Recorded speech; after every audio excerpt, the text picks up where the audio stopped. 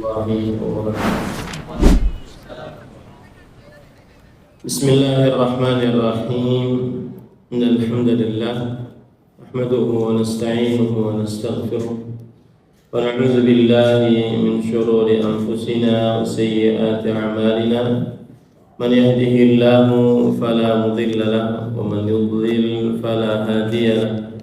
Ashhadu an la ilaha illallah wahdahu la syarika lah wa ashhadu anna Muhammadan abduhu wa rasuluh.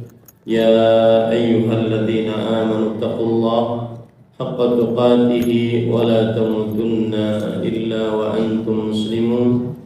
Ya ayyuhan nasu taqu rabbakumul ladzi khalaqakum min nafsin wahidah wa khalaqa minha zawjaha wa batha minhuma rijalan katsiran wa nisaa.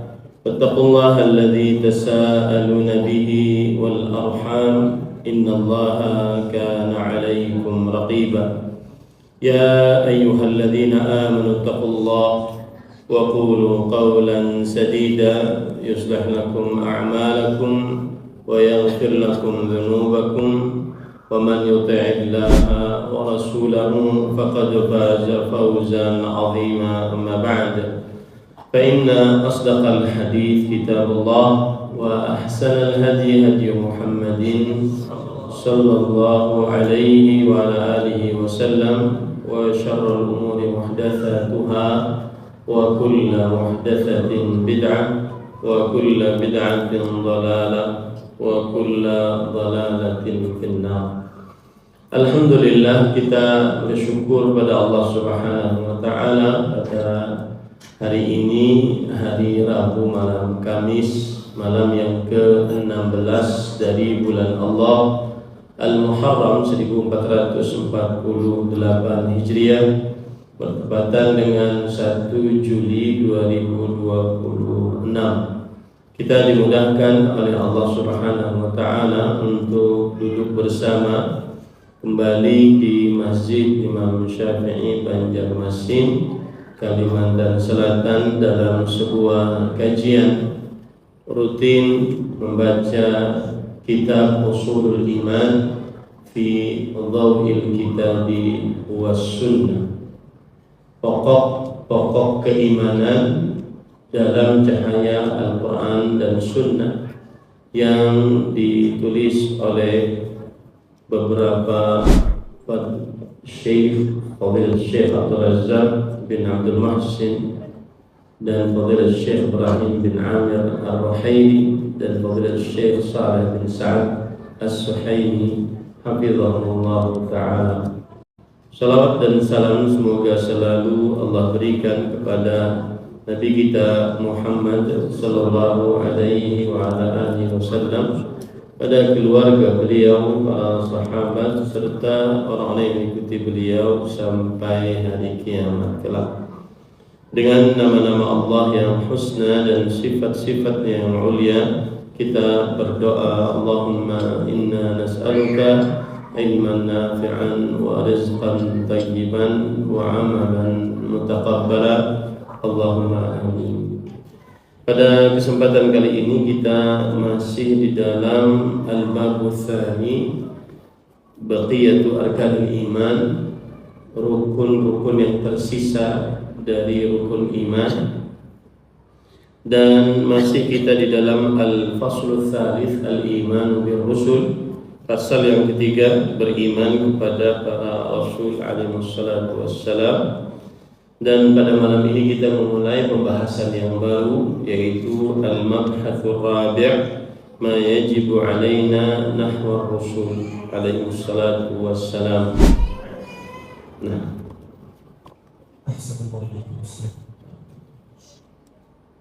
Bismillah, alhamdulillah, wa wassalatu wassalamu ala rasulil mustafa wa ala alihi wa sahbihi wa sallam. Amma ba'd. Allahumma inna nas'aluka ilman nafi'an wa rizqan tayyiban wa amalan mutaqabbalan. Qala al-musannifun waffaqahu lahu wa liwalidayhi wa limashayikhihim wa lilmuslimina jami'an. Al-mabhath ar-rabi' ma yajibu 'alaina nahwa ar-rusul. يجب على الأمة اتجاه الرسل حقوق عظيمة بحسب ما أنزله الله من المنازل الرفيعة في الدين، وما رفعهم الله إليه من الدرجات السامية الجليلة عنده، وما شرفهم به من المهمات النبيلة، وما اصطفاهم به من تبليغ وحيه وشرعه لعامة خلقه. ومن هذه الحقوق: الأول تصديقهم جميعا فيما جاءوا به، وأنهم مرسلون من ربهم مبلغون عن الله ما أمرهم الله بتبليغه لمن أرسل إليهم، وعدم التفريق بينهم في ذلك. قال تعالى: وما أرسلنا من رسول إلا ليطاع بإذن الله. النساء 64. وقال تعالى: وأطيعوا الله وأطيعوا الرسول واحذروا فإن توليتم فاعلموا أنما على رسولنا البلاغ المبين. المائدة 92. وقال عز وجل: إن الذين يكفرون بالله ورسله ويريدون أن يفرقوا بين الله ورسله ويقولون نؤمن ببعض ونكفر ببعض ويريدون أن يتخذوا بين ذلك سبيلا أولئك هم الكافرون حقا. النساء 150 إلى 151. فيجب تصديق الرسل فيما جاءوا به من الرسالات، وهذا مقتضى الإيمان به. Pembahasan yang keempat, penulis rahimahullah hafizahumullah taala mengatakan al-mabhatsur rabi' ma yajibu alaina nahwa ar-rusul, kewajiban kita terhadap para rasul alaihi wassalatu wassalam. Di dalam pembahasan yang keempat ini penulis ingin mengatakan kepada kita hak-hak para rasul alaihi wassalatu wassalam terhadap kita. Berarti kewajiban kita terhadap para rasul alaihi wassalatu wassalam. Penulis berkata, yajibu 'alal ummati tujaha rusuli huququn 'azimah. Umat ini memiliki hak besar yang wajib ditunaikan terhadap para rasul. Artinya umat ini memiliki kewajiban yang merupakan tugas umat ini terhadap para rasul alaihi wassalatu wassalam.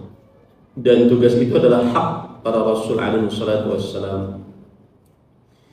Bihasabi ma anzalahu Allah min al-manazil ar-rafi'ah fi din, yaitu hal itu sesuai dengan tingginya kedudukan yang Allah berikan kepada mereka dalam agama. Maksudnya para rasul alaihi wassalatu wassalam memiliki hak tersebut karena mereka dimuliakan oleh Allah dan ditinggikan derajatnya oleh Allah Subhanahu wa taala. Wa ma rafa'ahum Allah ilaihi min darajatis samiyah al-jalilah 'indahu. Yang artinya derajat mulia yang Allah angkat bagi mereka di sisi Allah Subhanahu wa taala. Wa ma syarrafahum bihi minal mahammat an-nadilah wa mastafahum bihi min tablighi wahyi wa syar'i li'amati khalqihi wa min hadihi li'amati khalqihi. Yang artinya tugas-tugas luhur yang Allah amanahkan kepada mereka, itu kepada para rasul, serta pemilihan Allah terhadap mereka untuk menyampaikan wahyu dan syariatnya kepada seluruh makhluk.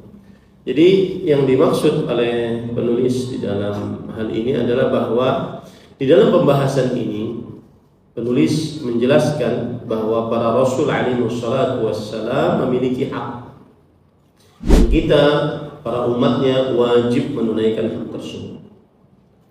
Dan ini disebabkan karena Allah meninggikan derajat para rasul alaihi wassalatu wassalam. Kemudian disebabkan juga karena para rasul alaihi wassalatu wassalam mereka memiliki tugas yang dibebankan oleh Allah Subhanahu wa taala kepada mereka, yaitu berupa penyampaian wahyu. Maka kita sebagai umatnya wajib menunaikan hak-hak yang dimiliki oleh para rasul alaihi wassalatu wassalam. Baik, apa saja hak tersebut? Penulis mengatakan, wa min hadhil huquq awalan tasdiquhum jami'an bima ja'u bihi wa annahum mursaluna min rabbihim muballaghun 'anillah ma amarahum Allah bitablighi liman ursilu ilaihim wa 'adam at-tafriq bainahum fi dhalik. Membenarkan seluruh Rasul alaihi salatu wassalam dalam semua yang mereka bawa. Maksudnya dalam semua yang mereka bawa dari wahyu yang Allah wahyukan kepada mereka, yang disampaikan oleh para Rasul kepada umatnya. Meyakini bahwa mereka itu adalah utusan Rasul dari Allah Subhanahu wa Ta'ala. Mereka menyampaikan kepada manusia apa yang Allah perintahkan untuk disampaikan, serta tidak membeda-bedakan di antara mereka dalam keimanan. Jadi kewajiban pertama yang merupakan hak Rasul alaihi salatu wassalam dan kewajiban umatnya adalah wajib tasdiqi jami'i rasul. Kewajiban mempercayai seluruh Rasul alaihi salatu wassalam. Wajib atas setiap muslim untuk mempercayai seluruh Rasul yang diutus oleh Allah Subhanahu wa Ta'ala. Dan juga wajib atas setiap muslim untuk meyakini bahwa mereka itu benar, jujur di dalam wahyu yang disampaikan oleh mereka. Mereka amanah di dalam wahyu yang mereka sampaikan. Dan mereka sudah menyampaikan risalah mereka, risalah Allah Subhanahu wa Ta'ala, dan tidak menyembunyikan sedikit pun dari risalah tersebut. Ini kewajiban pertama yang harus kita pahami baik-baik dan kita yakini bahwa para Rasul mereka itu harus kita benarkan apa yang mereka sampaikan, karena yang mereka sampaikan adalah wahyu dari Allah. Itu satu. Yang kedua, mereka jujur di dalam membawakan wahyu yang diwahyukan oleh Allah Subhanahu wa Ta'ala kepada mereka untuk disampaikan kepada umat. Mereka amanah. Amanah saya sering katakan, kullu haqqin lazimaka ada'u wa hifdhuhu. Setiap tugas yang wajib engkau tunaikan dan engkau jaga. Para Rasul melakukan hal tersebut, maka kita wajib meyakini akan hal tersebut. Apa yang mereka beritakan itu benar, mereka jujur, mereka amanah, seluruh wahyu tidak ada yang tersembunyi, mereka semuanya sampaikan. Nah, kemudian penulis membawakan dalil-dalil akan hal ini. Di antaranya qala ta'ala wa ma arsalna min rasulin illa liyuta'a bi idznillah. Yang artinya Allah Subhanahu wa Ta'ala berfirman, dan kami tidak mengutus seorang rasul melainkan agar rasul tersebut ditaati dengan izin Allah Subhanahu wa Ta'ala. Quran surah An-Nisa ayat 64. Ayat ini, para ikhwan yang dirahmati oleh Allah Subhanahu wa Ta'ala, sisi pendalilannya adalah bahwa apa yang disampaikan oleh para Rasul alaihi salatu wassalam wajib kita taati. Ini menunjukkan bahwasanya para Rasul alaihi salatu wassalam benar apa yang mereka sampaikan. Makanya kita wajib mentaati. Kita wajib meyakini apa yang disampaikan oleh para Rasul alaihi salatu wassalam adalah benar adanya. Makanya wajib kita taati. Jadi sisi pendalilannya adalah bahwa kewajiban mentaati para Rasul alaihi salatu wassalam karena apa yang mereka sampaikan adalah benar adanya dari wahyu Allah Subhanahu wa Ta'ala. Itu Quran surah An-Nisa ayat 64. Kemudian juga penulis membawakan dalil yang lain. Wa qala ta'ala wa ati'u Allah wa ati'u ar-rasul wahdharu fa in tawallaytum fa'lamu annama 'ala rasulina al-balaghul mubin. Yang artinya Allah Subhanahu wa Ta'ala berfirman, dan taatilah Allah dan taatilah Rasulullah sallallahu alaihi wasallam dan berhati-hatilah. Artinya khawatirlah kalian, jika kalian berpaling, ketahuilah bahwa kewajiban Rasul kami hanyalah menyampaikan dengan jelas.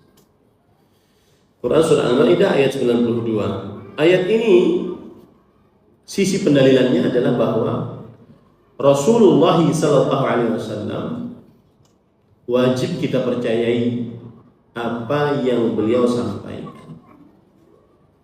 Wahyu yang diwahyukan oleh Allah pada beliau agar disampaikan kepada umat Nabi Muhammad SAW, wajib kita percaya. Kenapa? Karena Allah menyatakan bahwa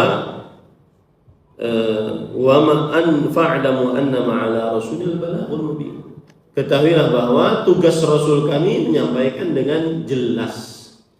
Ini dalil bahwasanya para Rasul alaihi wassalam mereka menyampaikan wahyu dari Allah dengan jelas, tanpa ada yang disembunyikan, tanpa ada yang kesulitan dalam memahaminya. Makanya wajib bagi kita untuk mempercayai para Rasul alaihi wassalam, terutama Rasul kita Muhammad sallallahu alaihi wasallam. Baik. Kemudian dalil yang selanjutnya penulis mengatakan wa qala azza wa jalla innal ladzina yakfuruna billahi wa rusulihi wa yuriduna an yufarriqu bainallahi wa rusulihi wa yaquluna nu'minu bi ba'dhin wa nakfuru bi ba'dhin wa yuriduna an yattakhidhu baina dzalika sabila ulaika humul kafiruna haqqan. Yang artinya Allah azza wa jalla juga berfirman, sesungguhnya orang-orang yang kufur terhadap Allah dan Rasulnya dan para Rasulnya, serta hendak membeda-bedakan antara Allah dan para Rasulnya, dan mereka berkata kami beriman kepada sebagian dan kami kafir dengan kepada sebagian yang lain. Mereka hendak mengambil jalan di antara itu. Mereka itulah orang yang kafir yang sebenar-benarnya. Quran surah Nisa ayat 150-151. Sisi pendalilan dari ayat ini adalah bahwa orang-orang yang kafir adalah orang-orang yang tidak beriman kepada seluruh Rasul, hanya beriman kepada sebagian Rasul saja. Beriman kepada seluruh Rasul tidak, tetapi sebagian beriman. Sedangkan hak umat manusia adalah terutama Muslim, umat Nabi Muhammad SAW, wajib mengimani seluruh Rasul alaihi wassalatu wassalam, karena mereka seluruhnya membawa wahyu yang benar dari Allah Subhanahu wa taala. Tidak ada yang berdusta atas nama Allah. Mereka senantiasa amanah di dalam menyampaikan wahyu yang mereka terima dari Allah Subhanahu wa taala seluruhnya. Makanya kalau ada orang beriman kepada Nabi Isa tapi tidak beriman kepada Nabi Muhammad SAW, atau sebaliknya, maka dia tidak beriman. Wajib beriman kepada seluruh Rasulullah SAW. Jadi sisi pendalilannya sekali lagi bahwa ayat ini surat An-Nisa ayat 150-151 memberikan pelajaran kepada kita bahwa wajib beriman kepada para Rasul seluruhnya. Dan siapa yang tidak beriman kepada seluruh Rasul, maka dia kafir dengan kekufuran yang nyata. Kenapa? Karena berarti dia mendustakan apa yang dibawa oleh sebagian Rasul alaihi wasallam. Kalau mendustakan apa yang dibawa oleh sebagian Rasul, berarti dia mendustakan wahyu yang Allah sampaikan kepada para Rasul alaihi wasallam. Nah, ini para ikhwan yang dirahmati oleh Allah Subhanahu wa taala. Baik.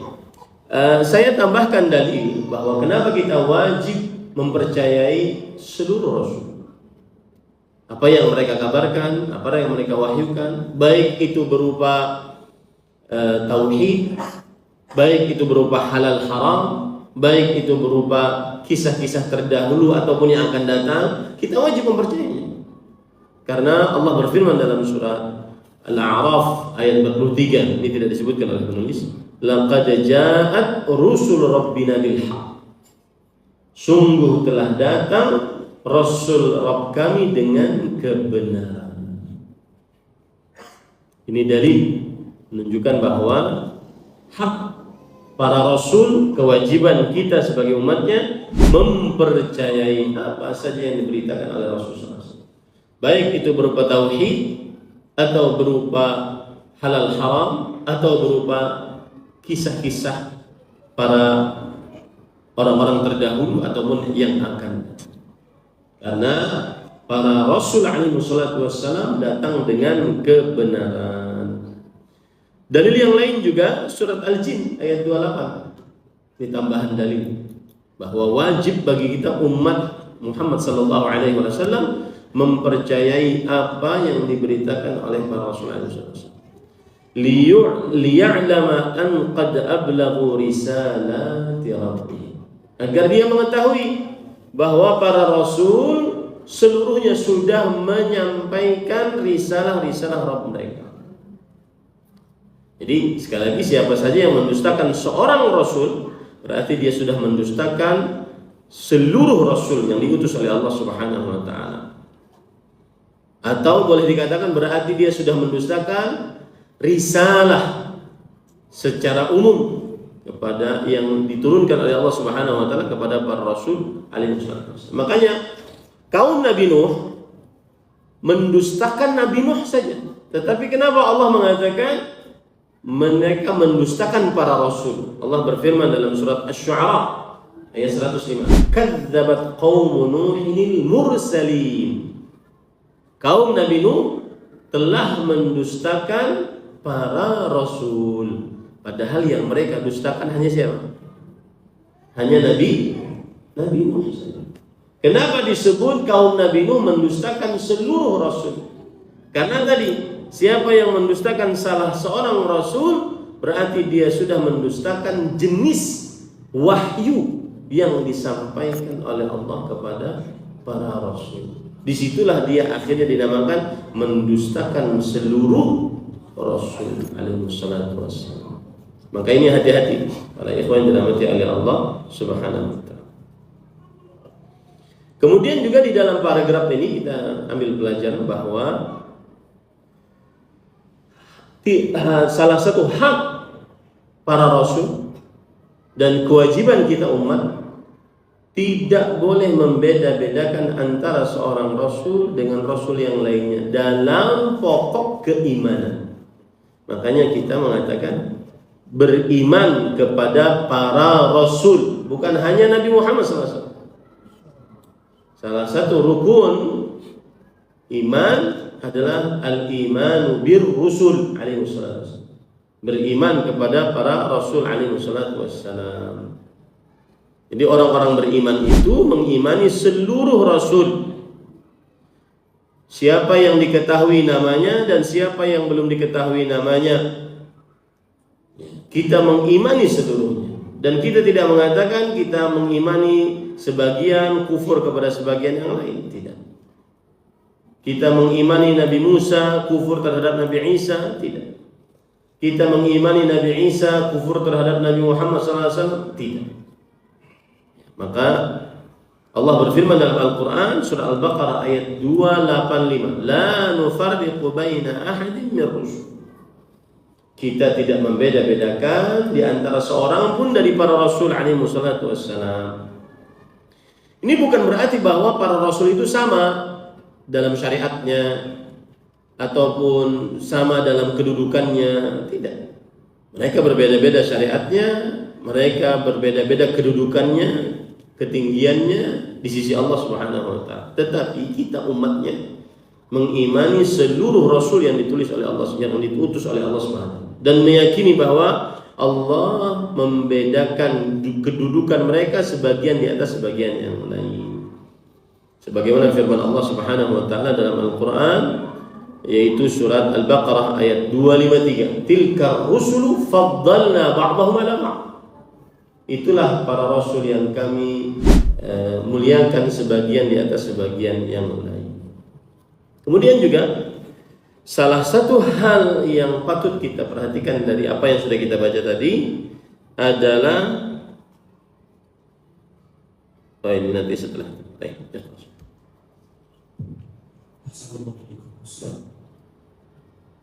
ومما يجب معرفته أنه لا يجوز لأحد من الثقلين متابعة أحد من الرسل السابقين بعد مبعث محمد صلى الله عليه وسلم المبعوث للناس كافة، إذ أن شريعته جاءت ناسخة لجميع شرائع الأنبياء قبله فلا دين إلا ما بعثه الله به ولا متابعة إلا لهذا النبي الكريم صلى الله عليه وسلم. قال تعالى ومن يبتغي غير الإسلام دينا فلن يقبل منه وهو في الآخرة من الخاسرين. آل عمران خامسا وثمانين. وقال تعالى: وما أرسلناك إلا كافة للناس بشيرا ونذيرا ولكن أكثر الناس لا يعلمون. الثامنة والعشرين. وقال تعالى: قل يا أيها الناس إني رسول الله إليكم جميعا. الأعراف 158. Nah, lanjutan dari keterangan hak yang pertama yang dimiliki oleh para Rasul SAW dan kewajiban umat terhadap para Rasul adalah bahwa tidak boleh seorang pun dari para Rasul dari umatnya, seorang pun dari jin dan manusia maksud saya, mengikuti syariat salah seorang Rasul sallallahu alaihi wasallam terdahulu setelah diutusnya Nabi Muhammad sallallahu alaihi wasallam, yang diutus untuk seluruh umat manusia. Maksudnya apa? Semenjak diutusnya Nabi Muhammad sallallahu alaihi wasallam, maka seluruh umat manusia wajib mengikuti syariat Nabi Muhammad sallallahu alaihi wasallam. Meskipun kita katakan tadi bahwa kita beriman kepada seluruh rasul. Baik, sampai situ.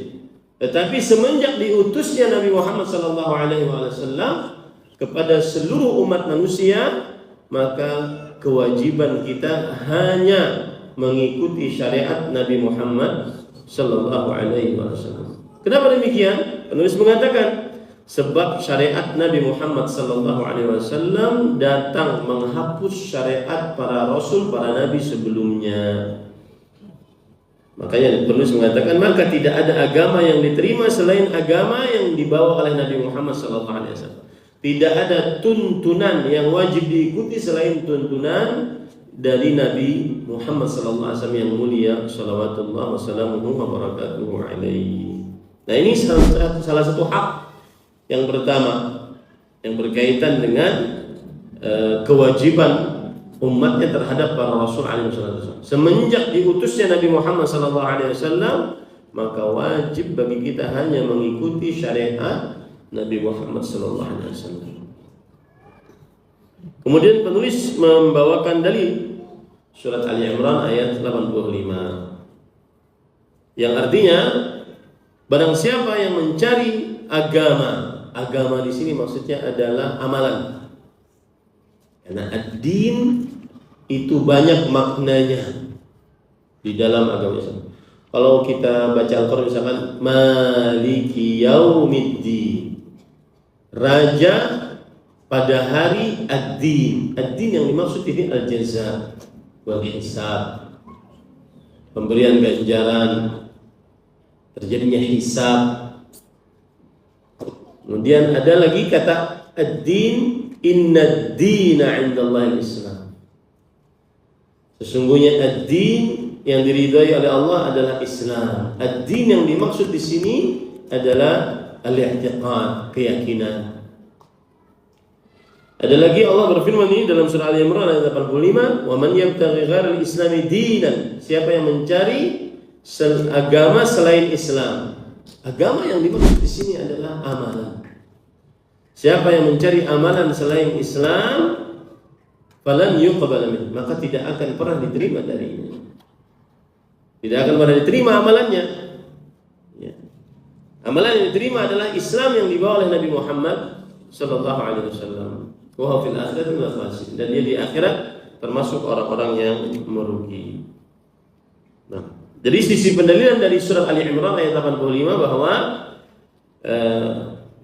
agama, amalan, syariat yang diterima oleh Allah hanya yang dibawa oleh Nabi Muhammad sallallahu alaihi wasallam semenjak diutusnya Nabi Muhammad sallallahu alaihi wasallam menjadi nabi dan rasul alaihi wassalatu wassalam. Nah, kemudian surat Saba ayat 28 yang dibawakan oleh penulis di sini, "Wa ma arsalnaka illa kaffatan lin-nas basyiran wa nadhiran, walakinna aktsaran nasi la ya'lamun." Yang artinya, dan tidaklah kami utus engkau wahai Muhammad sallallahu alaihi wasallam melainkan untuk seluruh umat manusia. Nah, ini bedanya Nabi Muhammad sallallahu alaihi wasallam dengan para nabi dan para rasul yang lain. Setiap nabi dan rasul selain Nabi Muhammad SAW diutus kepada umatnya secara khusus. Adapun Nabi Muhammad SAW diutus kepada Tsaqalain. Ats-Tsaqalain adalah dua makhluk besar, yaitu manusia dan jin. Dan itu khusus untuk Nabi Muhammad SAW. Jadi sisi pendalilannya, kalau begitu, semenjak diutusnya Nabi Muhammad SAW kepada Tsaqalain, jin dan manusia seluruhnya, maka wajib mengikuti syariat Nabi Muhammad SAW saja seluruhnya. Tidak ada orang mengatakan, oh Tuhan kita sama tapi Nabi kita beda. Tidak boleh.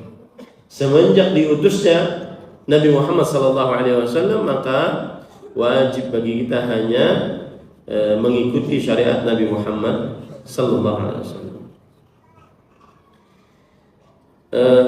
Kemudian penulis juga membawakan surat Al-A'raf ayat 158. Qul ya ayyuhan nas inni rasulullahi ilaikum jami'an. Katakan wahai Muhammad sallallahu alaihi wasallam, wahai manusia, sesungguhnya aku adalah rasul Allah yang diutus kepada kalian seluruhnya. Sisi pendalilan dari ayat ini juga sama, bahwa saat Nabi Muhammad sallallahu alaihi wasallam diutus menjadi nabi dan rasul, berarti apa? Seluruh umat manusia wajib mengikuti hanya syariat Nabi Muhammad sallallahu alaihi wasallam. Ya. Jadi sekali lagi saya katakan, setelah diutusnya Nabi Muhammad sallallahu alaihi wasallam menjadi nabi dan rasul, wajib atas seluruh Tsaqalain, seluruh makhluk besar, dua makhluk besar, manusia dan jin, untuk mengikuti Nabi Muhammad SAW, beriman hanya kepada Nabi Muhammad SAW dan dengan apa yang diturunkan kepada Nabi Muhammad SAW. Nabi Muhammad SAW adalah penutup para nabi, kemudian risalahnya, wahyunya umum untuk seluruh manusia, seluruh jin. Syariatnya menghapus syariat-syariat sebelumnya. Ini para ikhwan yang dirahmati oleh Allah Subhanahu wa ta'ala.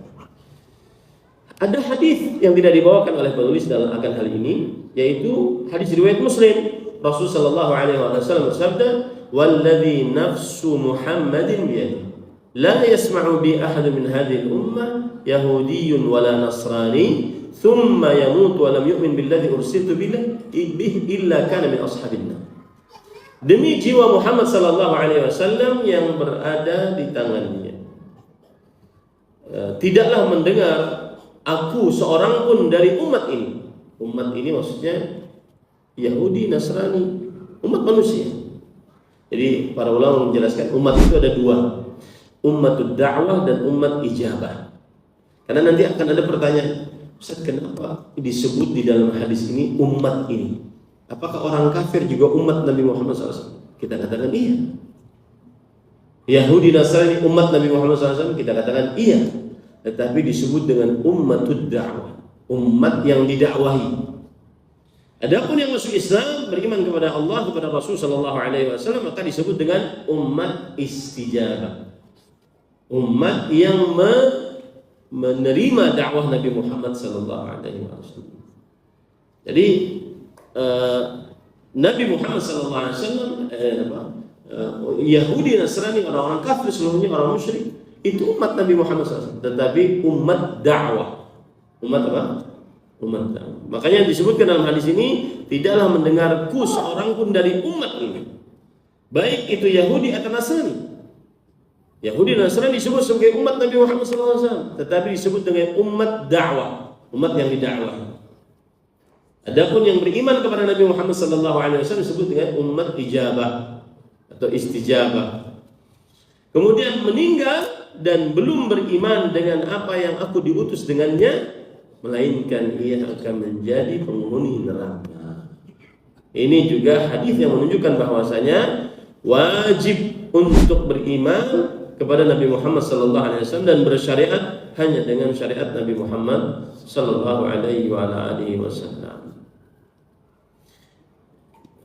Sampai nanti Nabi Isa alaihissalam berhukum ketika turun di akhir zaman kemudian bersama Imam Mahdi melawan Dajjal. Yang menjadi pemimpin adalah Imam Mahdi, dan Nabi Isa alaihissalam berhukum dengan hukum yang disyariatkan oleh Nabi Muhammad sallallahu alaihi wasallam. Nah, inilah hak yang pertama yang dimiliki oleh para Rasul alaihi wasallam dan kewajiban kita untuk mengimaninya. Sudah ada? Belum? Baik, para ikhwan yang dirahmati oleh Allah Subhanahu wa taala, sekarang kita masuk kepada hak yang kedua. Jadi kalau saya ringkas, hak Rasul yang pertama dan kewajiban kita adalah pertama mempercayai para Rasul alaihi wasallam. Kemudian yang kedua, membenarkan apa yang dibawa oleh para Rasul alaihi wasallam. Yang ketiga, meyakini bahwa para Rasul alaihi wasallam sudah menyampaikan seluruh wahyu tanpa tersisa. Yang keempat, tidak boleh membeda-bedakan antara para Rasul, maka wajib diimani seluruhnya. Yang kelima, semenjak diutusnya Nabi Muhammad SAW, maka wajib seluruh umat manusia bahkan jin untuk bersyariat hanya kepada syariat Nabi Muhammad SAW. Nah,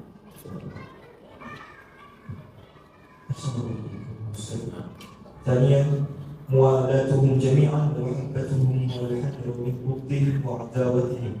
قال تعالى: ومن يتولى الله ورسوله والذين آمنوا فإن حزب الله هم الغالبون.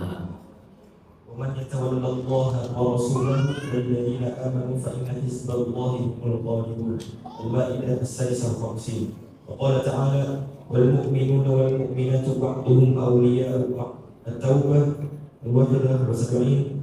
فتضمنت الآية وصف المؤمنين بموالاة بعضهم لبعض، فدخل في ذلك رسل الله الذين هم أكمل المؤمنين إيمانا، وعليه فإن موالاتهم ومحبتهم في قلوب المؤمنين هي أعظم من موالاة غيرهم من الخلق لعلو مكانتهم في الدين ورفعة درجاتهم في الإيمان. ولذا حذر الله من معاداة رسله وعطفها في الذكر على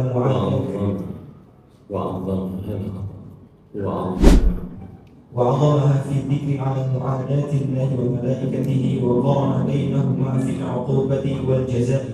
فقال عز من قائل: من كان عدوا لله وملائكته ورسله وجبريل وميكال فإن الله عدو للكافرين. البقرة 98. Baik, kemudian yang kedua dari hak para Rasul alaihi wasallam.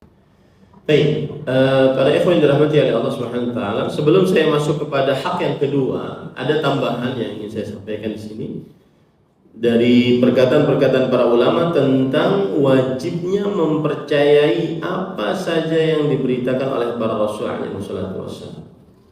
Jangan sampai keyakinan ini luntur. Ya, tidak boleh seseorang mendustakan para Rasul alaihi wassalam. Perhatikan perkataan dari Syekhul Islam Ibnu Taimiyah rahimahullah tentang wajibnya mengimani dan mempercayai apa yang diberitakan oleh para Rasul, terutama Nabi kita Muhammad sallallahu alaihi wasallam. Perhatikan beliau berkata, disebutkan di dalam kitab Majmu'ul Fatawa, huwa sallallahu alaihi as-sadiq al-masduq. Dia, Nabi kita Muhammad sallallahu alaihi wasallam adalah as-sadiq, yang jujur, al-masduq, dan dibenarkan apa yang beliau sampaikan.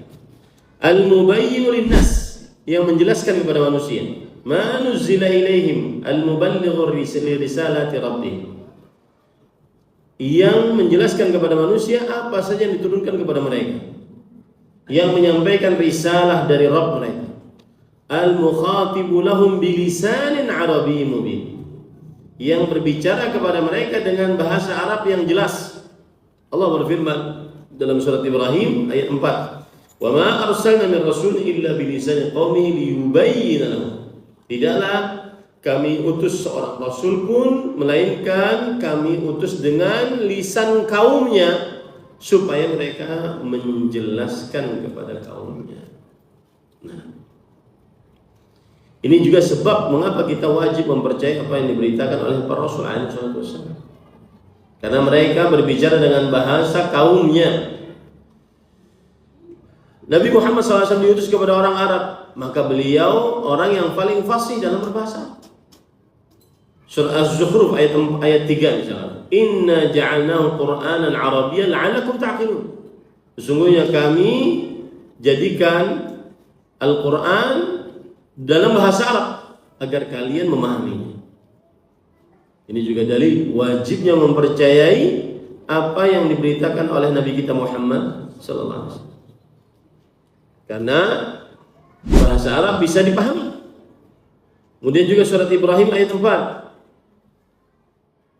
Allah berfirman dalam Al-Quran, "Fahal 'ala ar-rusuli illa al-balaghul mubin." Surat An-Nahl ayat 35.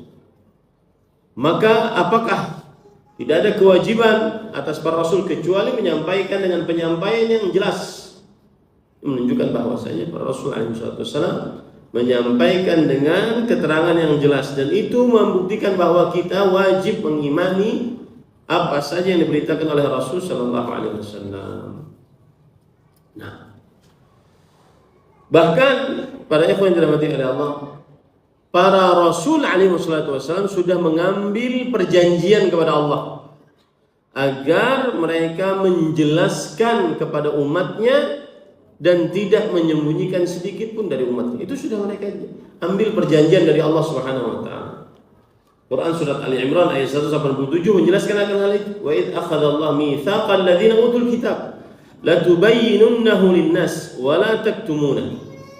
Dan ingatlah ketika Allah mengambil perjanjian dari ahlul kitab supaya engkau menjelaskan kepada manusia dan jangan kalian menyembunyikannya. Ini menunjukkan bahwasanya hal itu sebenarnya sudah jelas, maka wajib sebenarnya mengimaninya. Nah, ini semua pada ikhwan yang dirahmati oleh Allah menunjukkan bahwa wajib kita untuk mempercayai apa yang disebutkan oleh para Rasul alaihi wasallam. Kemudian beliau mengatakan, "Wa man nasaba al-anbiya'a ila al-kadhib wal kitman ma'a kaunihi yaqulu innahum anbiya' fahuwa min asyarril munafiqin wa akhbathihim wa abyanihim tanaqudan." Barang siapa yang menisbatkan kepada para nabi dusta dan menyembunyikan risalah padahal mereka adalah para nabi, maka orang ini munafik paling buruk, paling jelek, paling jelas kemunafikannya. Ini hati-hati. Jangan sampai mendustakan apa yang dibawa oleh para Rasul alaihi wasallam. Dikategorikan sebagai asyarrul munafiqin, munafik yang paling buruk, wa akhbathihim, dan paling jelek, wa abyanihim, dan paling jelas kemunafikannya. Itu perkataan dari Syekhul Islam Ibnu Taimiyah rahimahullah. Maka hati-hati jangan sampai mendustakan apa saja yang diberitakan oleh Rasul alaihi wasallam. Kemudian dalam kitab Syarhul Al-Arba'in Nawawiyah Haditsan yang ditulis oleh Imam Ibnu Daqiq Al-Aid, beliau mengatakan al-imanu bi Rasulillah, beriman kepada para Rasul alaihi wasallam, huwa at-tasdiq annahum sadiquna fi ma akhbaru bihi 'anillah. Yang dimaksud dengan beriman kepada para Rasul adalah mempercayai bahwa mereka jujur di dalam apa saja yang mereka beritakan dari Allah Subhanahu wa taala. Ya. Sekali lagi jangan sampai mendustakan para Rasul alaihi wasallam. Kemudian juga disebutkan wa annahum ballaghu 'anillahi risalati, bahwasanya para rasul menyampaikan dari Allah risalah-risalah mereka, tidak ada yang tersisa. Wa bayyanu lil mukallafina ma amarahumullah bihi, dan mereka sudah menjelaskan apa saja yang yang dibebankan oleh Allah, yang diperintahkan oleh Allah untuk para hambanya. Mereka sudah jelaskan. Ini para ikhwan. Kemudian juga Al-Hafidh Ibn Rajab Al-Hambali dalam kitabnya Jami' al-Ulum wal Hikam, al-imanu bir rusul yalzamu minhu al-iman bi jami' ma akhbara bihi min al-malaika wal anbiya wal kitab wal ba'th wal qadar wa ghairi dhalika min tafasil ma ukhbira bihi bin sifatillahi wa sifatil yawmil akhir kal mizan was sirat wal jannah wan nar.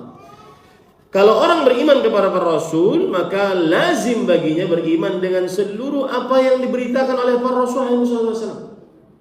Baik itu berupa kabar tentang malaikat, kabar tentang para nabi, kabar tentang kitab-kitab suci, kabar tentang hari kebangkitan, kabar tentang takdir dan selainnya dari rincian-rincian apa yang diberitahukan oleh para rasul SAW.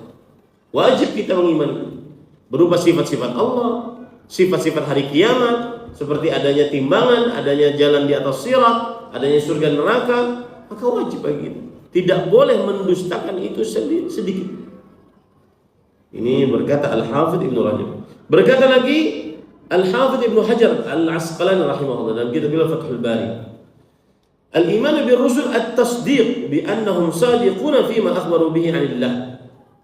Beriman kepada Rasul berarti mempercayai bahwa mereka jujur dalam apa saja yang mereka beritakan dari Allah Subhanahu wa taala. Ini para ikhwan yang dirahmati oleh Allah Subhanahu wa taala. Jadi hati-hati jangan sampai mendustakan apapun yang diberitakan oleh para rasul, terutama Nabi kita Muhammad sallallahu alaihi wasallam. Nah. Baik, kita lanjut. Kemudian para ikhwan yang dirahmati oleh Allah Subhanahu wa taala, lalu penulis membawakan hal yang kedua, yaitu dari hak-hak para rasul alaihimus salatu wassalam. Mualatuhum jami'an wa mahabbatuhum wal hadaru min bughdihim wa adawatihim. Wajib loyal kepada seluruh rasul, mencintai seluruh rasul, berhati-hati dari membenci dan memusuhi para rasul alaihi wassalam. Jadi wajib mencintai mereka. Loyal itu cinta dan ingin selalu dekat, itu arti loyal. Ya. Ini para ikhwan yang dirahmati oleh Allah Subhanahu wa taala. Lalu penulis membawakan dalil surat Al-Maidah ayat 56. Wa man yatawallallaha wa rasulahu walladzina amanu fa inna hizballahi humul ghalibun. Barang siapa yang menjadikan Allah dan Rasulnya dan orang-orang yang beriman sebagai penolongnya, maka sesungguhnya golongan Allah itulah yang menang. Apa sisi pendalilan dari ayat ini berkaitan dengan hak para rasul adalah wajib dicintai, wajib diloyal kepada mereka? Jawabannya adalah termasuk hizbullah. Golongan Allah adalah orang yang menjadikan Allah sebagai penolongnya, menjadikan Rasulullah SAW sebagai penolongnya, dan menjadikan orang-orang beriman sebagai penolongnya. Sebagai penolong itu maksudnya yang kita cintai, yang kita cintai. Jadi sisi pendalilan dari ayat ini, golongan Allah yang menang adalah yang mencintai Allah dan Rasulnya dan orang-orang beriman. Dan orang-orang yang beriman. Dan termasuk orang yang beriman yang paling pertama siapa? Para Rasul alaihi wassalam. Nah ini dia. Maka wajib bagi kita untuk mencintai seluruh Rasul alaihi wassalam. Kenapa? Karena mereka orang-orang beriman. Kemudian penulis membawakan surah Taubah ayat 71 yang artinya orang-orang mukmin laki-laki dan perempuan, sebagian mereka adalah penolong bagi sebagian yang lain. Penulis mengatakan ayat ini menerangkan sifat kaum mukminin, yaitu saling berwala, saling mencintai, saling tolong-menolong, saling membela dalam kebenaran. Maka para rasul alaihi wassalam lebih utama masuk di dalam hal ini karena mereka lah orang-orang yang beriman yang paling sempurna imannya dan paling tinggi ilmunya. Jadi intinya begini, kalau kita wajib menjadikan orang-orang beriman sebagai orang yang kita cintai, maka berarti para rasul masuk ke dalamnya, karena para rasul adalah orang yang paling sempurna imannya. Nah, begitu cara memahaminya. Ya. Begitu cara memahami ayat-ayat yang saya sebutkan, yang disebutkan tadi. Oleh karena itu kecintaan dan loyalitas kepada para rasul dalam hati kaum mukminin lebih besar daripada kecintaan kepada makhluk selain mereka. karena tingginya kedudukan mereka dalam agama dan tingginya derajat mereka dalam iman. Nah, ini para ikhwan dalam hati Allah. Jadi ada ayat di dalam Al-Quran yang menunjukkan bahwa barang siapa yang lebih mencintai selain Allah dan Rasulnya, maka tunggulah, fatarabbasu, tunggulah.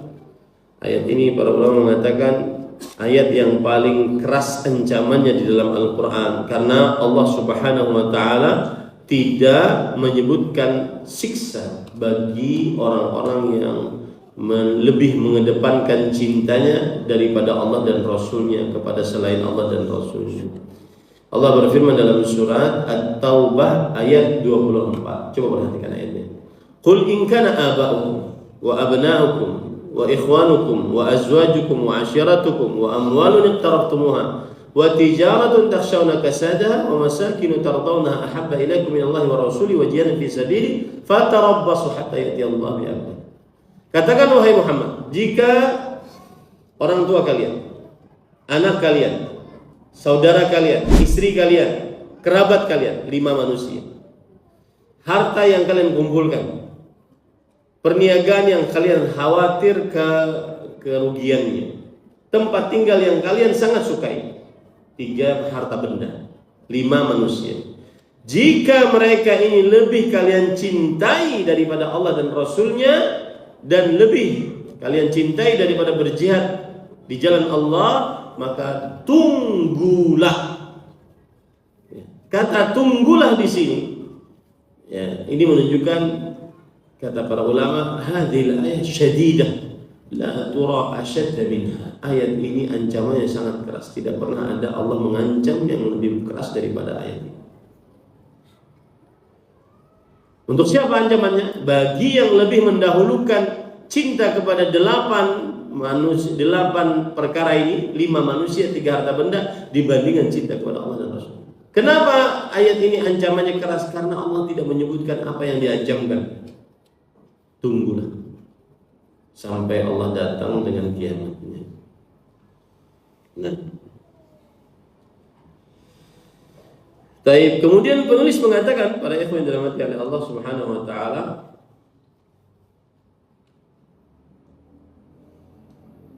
penulis berkata, oleh karena itu kecintaan dan loyalitas kepada para rasul dalam hati kaum mukminin lebih besar daripada kecintaan kepada makhluk selain mereka, karena tingginya kedudukan mereka dalam agama dan tingginya derajat mereka dalam iman. Karena itulah Allah memperingatkan dari memusuhi para rasul. Nah, ini bahaya.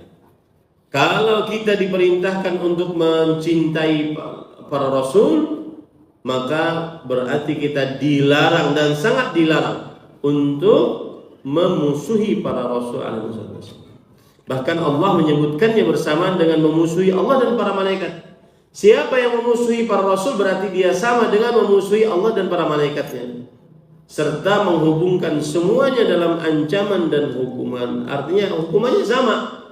Siapa yang memusuhi Allah, memusuhi para malaikat, sama hukumannya dengan siapa yang memusuhi para rasul alaihi wassalatu wassalam. Allah berfirman dalam surat Al-Baqarah ayat 98, barang siapa yang menjadi musuh Allah, malaikat-malaikatnya, rasul-rasulnya Jibril dan Mikail, maka sesungguhnya Allah adalah musuh orang-orang kafir.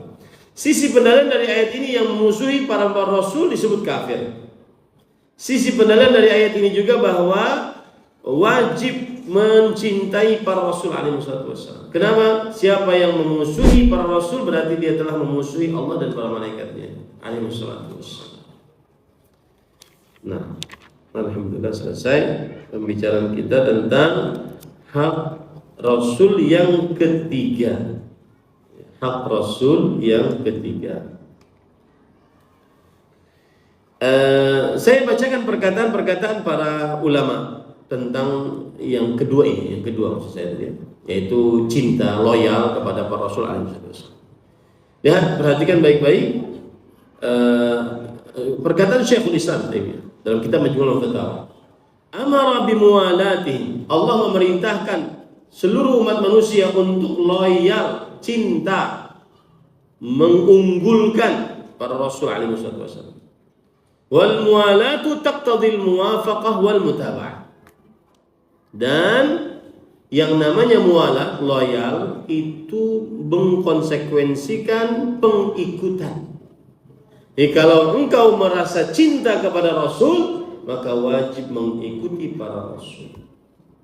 Kama anna al-mu'adat taqtadil mukhalafah wal mujanah. Kebalikannya, jika engkau tidak cinta, berarti engkau menyelisihinya. Berarti siapa yang menyelisihi para rasul sebenarnya dia sedang tidak cinta. Di situ letak beratnya yang menyelisihi para rasul alaihi wassalatu wassalam. Coba perhatikan sekarang Al-Hafidz Ibnu Katsir rahimahullah ketika menafsiri ayat tadi Al-Baqarah 98. Beliau mengatakan, "Man 'ada rasulan faqad 'ada jami'ar rusul." Siapa yang memusuhi seorang rasul, berarti dia telah memusuhi seluruh rasul. Kama anna man amana bi rasulin fa innahu yalzamuhu al-imanu bi jami'ir rusul. Sebagaimana siapa yang beriman kepada seorang rasul, maka lazim, wajib baginya mengimani seluruh rasul. Wa kama anna man kafara bi rasulin fa innahu yalzamuhu al-kufru bi jami'ir rusul. Dan sebagaimana siapa yang kafir terhadap seorang rasul saja, berarti dia konsekuensinya telah mengkufuri seluruh rasul alaihi wasallam. Ini para ikhwan yang dirahmati oleh Allah Subhanahu wa taala. Kemudian ketika Allah berfirman tadi, fa innallaha aduwwul lil kafirin. Sesungguhnya Allah musuh bagi orang-orang yang kafir, kata Al-Hafidz Ibnu Katsir, fihi iqa'ul madhhar makan al-mudmar haitsu lam yaqul fa innahu aduwwul lil kafirin. Fa innallaha aduwwul lil kafirin. Wa innama adhhara al-isma ha huna litaqribi hadha al-ma'na wa idhharihi wa i'lamihim anna man 'ada awliya Allah faqad 'ada Allah wa man 'ada Allah fa inna Allah aduwwun lahu wa man kana Allah aduwwahu faqad khasira ad-dunya wal akhirah. Artinya gini, siapa yang memusuhi Rasul, maka berarti dia telah memusuhi Allah. Siapa yang memusuhi Allah, berarti Allah musuh baginya. Barang siapa yang Allah musuh baginya, berarti dia akan rugi dunia akhirat. Itu bahayanya memusuhi para rasul alaihi wassalatu wassalam. Coba perhatikan ayat yang saya bacakan tadi, At-Taubah ayat 24. Bagaimana para ulama tafsir menafsirkannya. Di antaranya Imam Al-Qurtubi rahimahullah, beliau mengatakan, fil ayati dalilun ala wujubi hubbillahi wa rasulih. Dalam surah At-Taubah ayat 24 yang tadi 58 tadi, yang 53 tadi, 8 lebih dicintai. Di dalam ayat ini ada dalil tentang wajibnya mencintai Allah dan Rasulnya. Wala khilafa fi dzalika bainal ummah. Dan tidak ada khilaf di antara umat akan hal ini. Wajib mencintai para rasul. Wa anna dzalika muqaddamun ala kulli mahbub. Ini yang perlu diperhatikan. Dan mencintai Allah dan Rasulnya itu lebih didahulukan dari mencintai setiap apa saja yang dicintai. Setiap apa saja yang dicintai. Ini perkataan agung dari Imam Al-Qurtubi rahimahullah ta'ala. Cukup kiranya yang bisa disampaikan tentang kajian kali ini. Wallahu a'lam. Nah, ada yang bertanya?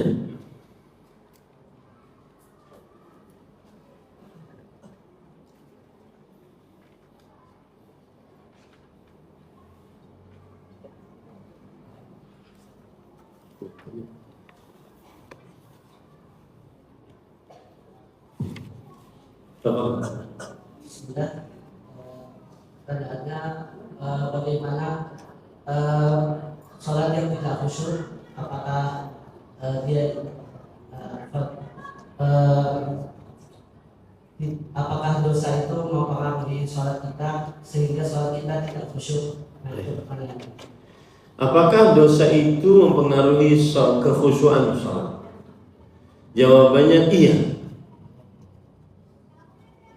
Hal jaza'u al-ihsan illa al-ihsan. tidak ada ganjaran kebaikan kecuali kebaikan.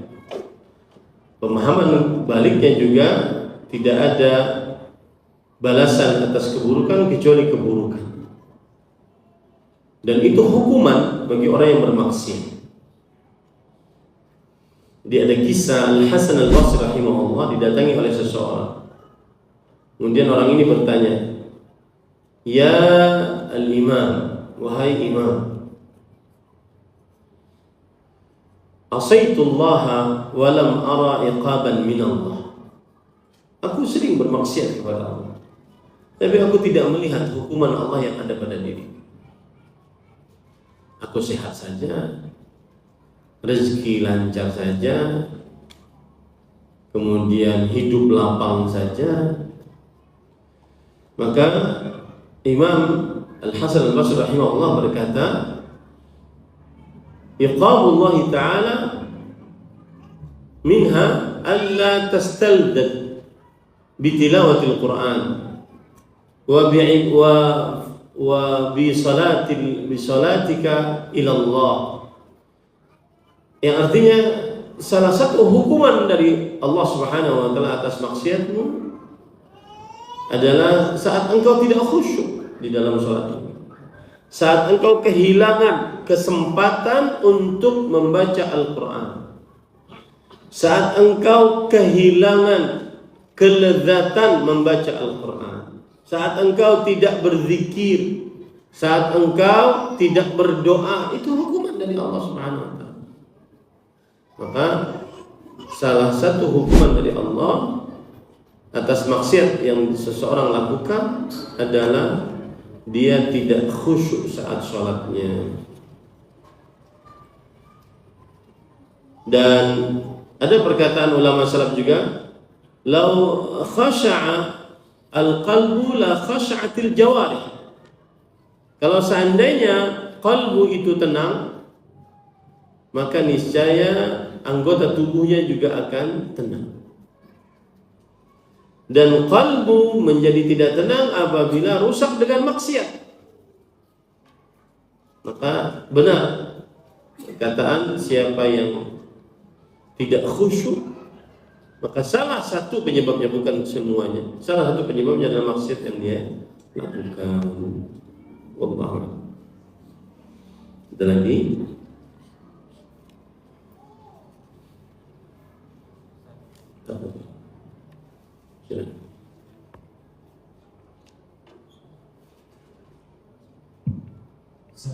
Nah, ada contoh real seorang muslim seorang apa? Muslim.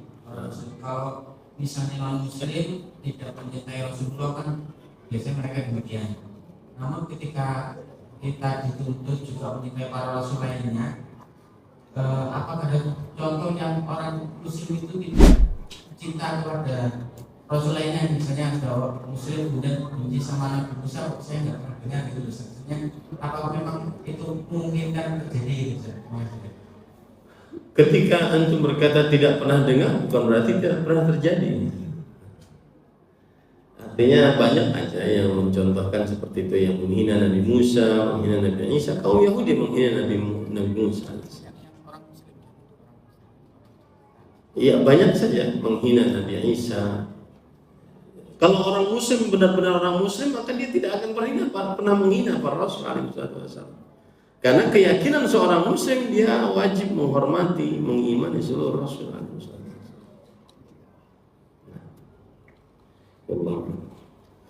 Baik, kita ambil pertanyaan dari Bapak Widodo +6281290097 sekian. Jika ada pelaku riba dan dia menyepelekan bahaya dari riba tersebut, apakah hasil ribanya dapat disedekahkan? Ahibati fillah, afani Allah wa iyyakum. Bismillah, alhamdulillah, wassalatu wassalamu ala Rasulillah wa ala alihi wa ashabihi wa man wala, amma ba'd.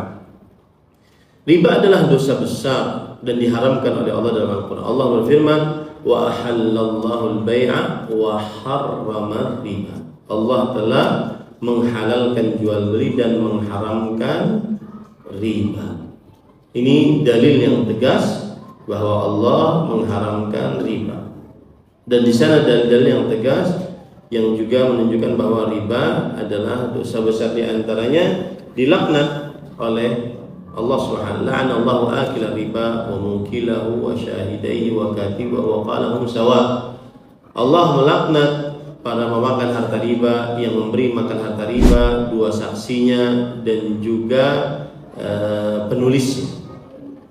Mereka dikatakan oleh Rasulullah SAW seluruhnya adalah sama dilaknat. Dilaknat artinya diusir dan dijauhkan dari rahmat Allah. Dan setiap dosa larangan yang diancam dengan laknat itu berarti menunjukkan kepada dosa besar. Pertanyaannya di sini adalah apakah hasil riba itu dapat disedekahkan? Maka jawabannya tidak bisa disedekahkan, karena Allah Subhanahu wa taala berfirman, innallaha thayyibun la yaqbalu illa thayyiban. Sesungguhnya Allah itu baik dan tidak menerima kecuali yang baik-baik. Baik. Sekarang lalu bagaimana hasil riba itu? Maka jawabannya dipisah dan dikeluarkan dari harta yang tidak riba dari harta kita. Saya beri contoh. Ada orang bekerja di instansi ribawi, seluruh hasil gajinya adalah riba. Baik. Tetapi dia juga berdagang. Lalu dia kumpulkan duit antara hasil gaji riba dengan hasil dagang. Maka cara agar bisa bertobat dari harta ribanya, dia harus pisahkan harta riba tersebut dan dia jalankan di jalan Allah Subhanahu wa ta'ala. Seperti membangun jembatan, membuat jalan, memperbaiki jalan, membuat WC dan seterusnya. Allah berfirman dalam Al-Quran, fa in tubtum falakum ru'usu amwalikum la tadhlimuna wa la tudhlamun. Jika kalian bertaubat, maka bagi kalian adalah pokok harta kalian. Kalian tidak menzalimi dan kalian tidak dizalimi. Quran surah Al-Baqarah ayat 279. Wallahu a'lam. Pertanyaan kedua, +62 853 4968 sekian mengenai pekerjaan sebagai ojol. Kebanyakan saat pembelian makanan ada ojol dulu yang menghalangi, yang mentalangi dengan uangnya pribadi, dan ada juga sistem yang memotong saldo driver dulu seharga makanan lalu dibayar setelah makanan sampai. Apakah upah pengantarnya termasuk kategori riba? Tentunya ini khilaf di antara para ulama rahimahumullah taala. Jadi wallahu alam, saya lebih condong kepada apa bentuk dari akadnya dulu. Kalau kita memesan makanan kemudian nanti kita bayar, maka ini berarti kita sedang memesan makanan dan kita memberikan jasa atas pemesanan makanan tersebut. Dan dia sudah berjasa membelikan kemudian membawanya kepada kita. Kita memberikan uang tips itu untuk dia karena sudah membelikan makanan. Adapun hutang kita maka tidak termasuk daripada hutang yang ada ribanya. Tetapi para ikhwah, yang seperti ini masih ada kerancuan di dalam. Lebih baik mengambil saldo dari uang kita sehingga tidak terjadi dua transaksi. Yang pertama minta dibelikan berarti kita hutang, yang kedua kita memberikan jasa. Ada dua transaksi di situ. Lebih baik kita menjual mengambil dari saldo kita saja sehingga sang ojek online-nya di samping tidak terbebani dengan uang yang harus ada, kemudian juga kita terlepas dari dua transaksi. Wallahu a'lam. Ada hadis la yahillu salaf wa bai', tidak halal jual hutang piutang dengan jual beli bersamaan dilakukan karena dikhawatirkan riba di dalamnya. Wallahu a'lam. Itu lebih utama agar terlepas dari hal yang rancu. Taib yang ketiga Sisi Suroso. Assalamualaikum warahmatullahi wabarakatuh. Kalau sedang dalam perjalanan Jakarta Bogor sekitar 48 km, apakah wajib bagi anak laki-laki untuk sholat di masjid?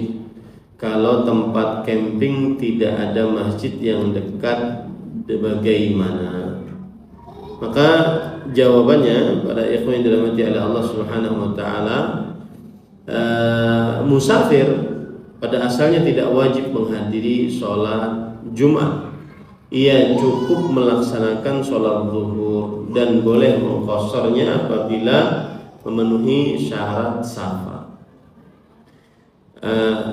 Jarak 48 km ini menurut kebiasaan masyarakat sudah dianggap safar atau belum? Ya. Tergantung orang Jakarta dan Bogornya sudah menganggap safar atau belum. Maka jika dianggap safar berarti boleh dia untuk tidak sholat Jumat. Kalau seandainya tidak dianggap safar maka berarti dia berhenti, kemudian dia melihat masjid yang bisa dia sholat Jumat di dalamnya. Kenapa saya mengambil pendapat bahwa lihat kebiasaan setempat? Karena Allah Subhanahu wa taala berfirman, "Fa idza darabtum fil ardh falaysa 'alaikum junahun an taqsuru min shalah." Jika kalian bepergian di bumi, maka tidak ada dosa atas kalian untuk mengqashar salat. Bepergian di sini umum, tidak ada rinciannya di dalam Al-Qur'an ataupun hadis Rasul. Maka ketika hal yang umum disebutkan dalam Al-Quran dikembalikan kepada kebiasaan. Dilihat kebiasaannya bagi orang yang bersafar dari Jakarta ke Bogor atau sebaliknya itu 48 kilo. Kalau dari kita dari Banjar kemana? Binuang, Martapura. Berarti belum safar. Ya, berarti belum safar karena kebiasaan kita tidak menyatakan itu safar. Wallahu a'lam. RMD Laishi, bagaimana hukum memelihara kucing yang dikurung di dalam kurungan yang ditutup dengan kain sehingga kucingnya tidak bisa melihat sekitarnya dan ditempatkan di depan rumah? Maka hasil hukum memelihara hewan diperbolehkan, akan tetapi tidak boleh menzaliminya. Rasul sallallahu alaihi wasallam bersabda tentang kucing, ya, dakhalat imra'atun fi hirratin habasatha la hiya at'amatha wa la hiya saqatha. Artinya seorang perempuan masuk ke dalam neraka disebabkan karena seekor kucing yang dia kurung. Tidak dia beri makan, tidak juga dia beri minum. Wala hiya tarakatha ta'kulu min khashashil ardh. Dan tidak juga dia lepaskan yang bisa dia mencari makan sendiri. Hadis riwayat Bukhari. Nah, intinya tidak ada kezaliman terhadap hewan kalau kita sedang memelihara hewan. Wallahu a'lam. Kemudian pertanyaan selanjutnya, NS29, putri kedua saya ikut dengan ibunya dan telah murtad. Apakah saya sebagai ayah, apakah masih diwajibkan untuk menafkahinya? Maka para ikhwan yang dirahmati oleh Allah Subhanahu wa taala,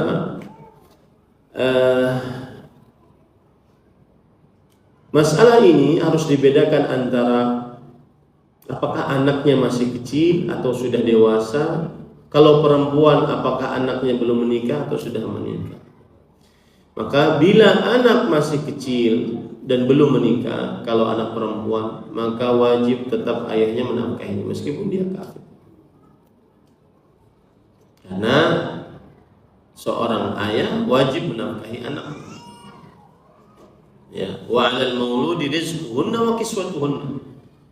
Dan kewajiban atas ayah untuk memberikan nafkah dan makanan. Tetapi kalau sang anak perempuan sudah menikah, maka kewajiban berpindah. Yang menafkahinya adalah suaminya. Wallahu a'lam. Nah, kalau anak laki-laki bagaimana? Anak laki-laki yang dia menafkahi anak laki-laki, kewajibannya hanya sampai baligh. Kalau sudah baligh maka orang tua tidak wajib untuk menafkahi. Allah. Muhammad Radhanandi. Semisal kita minta tolong teman atau kolega untuk menyebarkan pamflet bisnis kita, kemudian semisalnya dia dapat klien, apakah wajib kita kasih fee? Apakah seperti itu diperbolehkan saja? Terutama kami memberikan fee-nya itu kepada orang dinas sekalipun. Para ikhwan yang dirahmati oleh Allah Subhanahu wa taala, ini asalnya adalah sesuai dengan kesepakatan.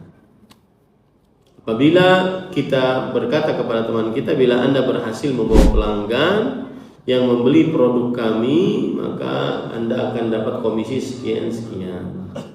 Sesuai dengan kesepakatan. Nah, tetapi yang jadi masalah adalah fee ini diberikan kepada pegawai dinas. Nah, ini tidak boleh pada ikhwan yang dirahmati oleh Allah Subhanahu wa taala. Kenapa? Karena khawatir nanti yang membawa dari si pegawai ini membawa klien itu adalah sudah disogok. Nah, ini tidak boleh. Dikhawatirkan nanti terjadi penyogokan di situ, sehingga pegawai dinas tersebut menyalahgunakan jabatan, mempermudah izin, atau sampai kepada memenangkan tender. Nah, ini tidak boleh. Akhirnya nanti masuk kepada riswah. Wallahu a'lam. Tapi kalau seandainya dia bekerja, dia bersepakat bukan karena dinasnya, kepegawaiannya, maka boleh.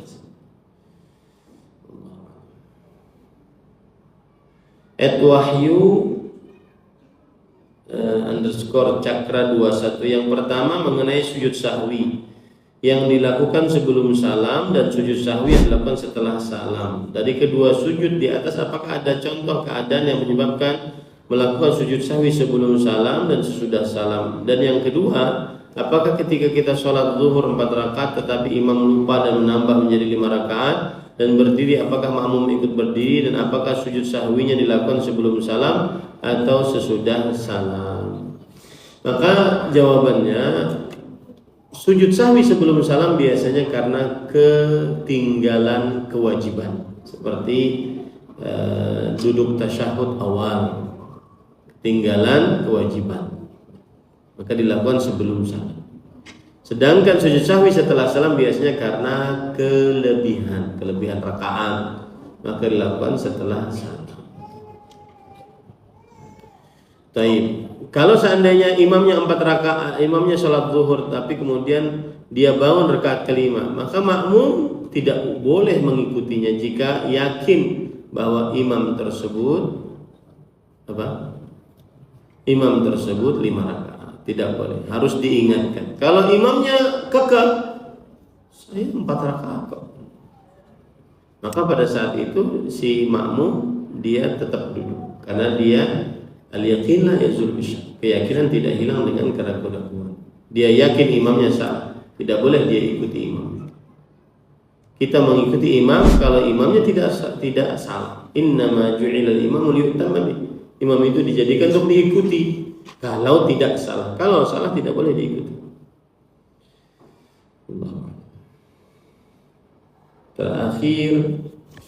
Sebelum terakhir, Ilham Saputra, apakah perlu dan layak perkara fikih yang mu'tabar perbedaannya kita lakukan dengan pihak lain dengan syubhat banyak para mad'u yang ringan lisan pada pihak lain yang berbeda karena sikap-sikap yang mereka contoh dari para ustadz yang tidak mampu bersikap toleransi dengan fikih dan pihak lain. Kalau kita seperti ini, lantas apa bedanya kita dengan para mantar laksar jihad yang sering mensyubhati pihak lain hanya gara-gara masalah fikih yang lampang? Ini mungkin mana ada namanya Ilham jadi. Ya mungkin mengkritisi tulisan saya membela syubhat. Syubhat secara bahasa adalah hal yang samar-samar. Ya.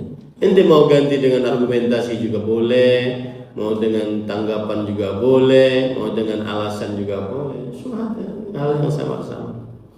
Dan tulisan saya tentang berkaitan dengan kajian berbayar, mudah-mudahan di Banjarmasin tidak ada yang mengatakan itu. Tidak ada yang mengadakan itu. Jangan sampai ada yang mengadakan kajian berbayar. Ya. Biarkan saja kajian di masjid-masjid tanpa harus bayar-bayar. Kalau seandainya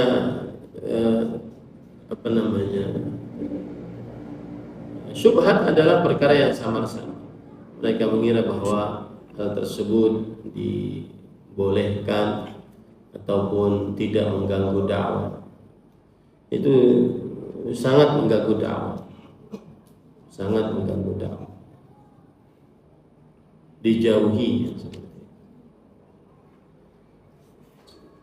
Jangan terlalu sibuk. Jika ingin membantah, bantah saja masalah syubhat atau pakai kata syubhat atau pakai kata argumentasi.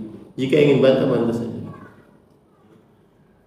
Jelas saya sudah jawab seperti itu dan tidak setuju dengan kajian-kajian yang berbayar. Tetapi itu pun tidak mutlak. Ada penjelasannya, silahkan baca saja.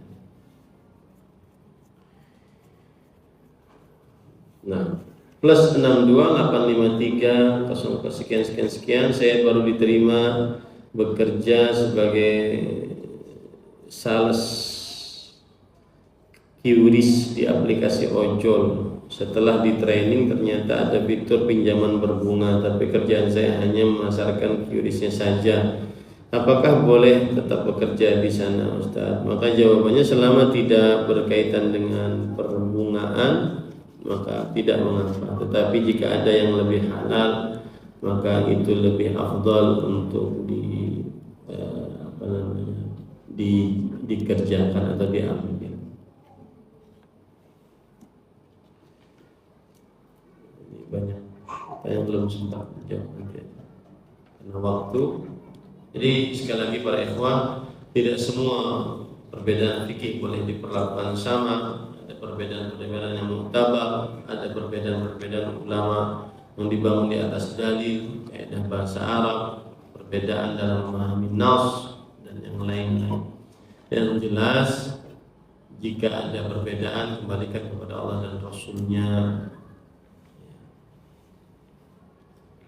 Saya sangat tidak ingin di Banjarmasin, Kalimantan Selatan ada kajian-kajian yang berbayar. Cukup di masjid-masjid, gak usah di hotel-hotel. Untuk mau kajian gelap-gelap dan lampu remang-remang yang menyorot cuma saya, sampai hidung bulu saya kelihatan, bulu hidung saya kelihatan. Apa itu? Itu akan menimbulkan fanatisme terhadap Ustaz. Itu akan menimbulkan hal-hal yang dijauhi oleh para ulama, popularitas untuk sang ustaz. Imam Ahmad mengatakan ubtulina bisyuhra. Kita diuji dengan popularitas. Biarkan ilmu saja yang populer. Adapun manusia yang enggak usah populer. Satu lagi yang ingin saya bahas nantinya adalah yaitu belajar kepada seorang ustaz tidak boleh. Ada yang protes. Belajar kepada seorang ustaz tidak boleh untuk eksklusif, yang menjadikan dia akhirnya sangat fanatis terhadap ustaz. Tidak boleh. Itu nanti akan dibahas secara tersendiri. Karena ada sebagian orang yang kadang-kadang kalau sudah belajar sama si fulan, dia sama sekali tidak mau hadir kepada ustaz yang lain. Ini ghulu dan ini penyimpangan, tidak diperbolehkan. Wallahu a'lam. Sallallahu alaihi Muhammad walhamdulillahi rabbil alamin. Subhanallahi wa bihamdihi asyhadu an la ilaha illa anta astaghfiruka wa atubu ilaik. Wassalamu alaikum warahmatullahi wabarakatuh.